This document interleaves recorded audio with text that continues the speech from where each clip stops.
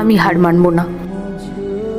আমার শত কষ্ট হলেও এই বাচ্চাকে আমি জন্ম দেব, এই পৃথিবীর আলো দেখাবো। আর আমার যতই কষ্ট হোক না কেন, ওকে আমি মানুষের মতো মানুষ করে তুলব। তুমি জানো না রাহুল, একটা মায়ের সন্তান জন্ম দিতে কতটা কষ্ট হয়, তাকে কত কিছু সহ্য করতে হয়। এই বাচ্চার যখন আমি জন্ম দিলাম না, তখন হসপিটালে আমার পাশে কেউ ছিল না।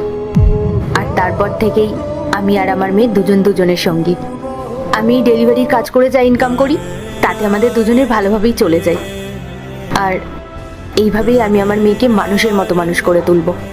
পূজা, তার মানে ও আমার মেয়ে?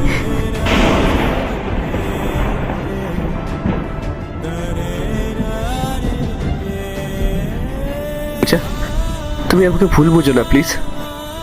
তুমি আমাকে ক্ষমা করে দিও।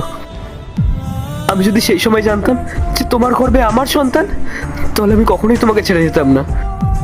রাহুল, তাড়াতাড়ি এসো, আমার রান্নাটা হয়ে গেছে, খাবার বেড়ে দিচ্ছি, না হলে ঠান্ডা হয়ে যাবে তো। হ্যাঁ, আসছি।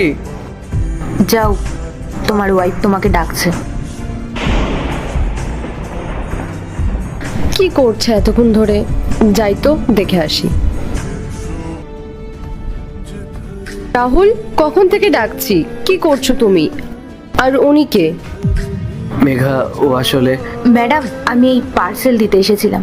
স্যার, আপনার পার্সেল। চলো।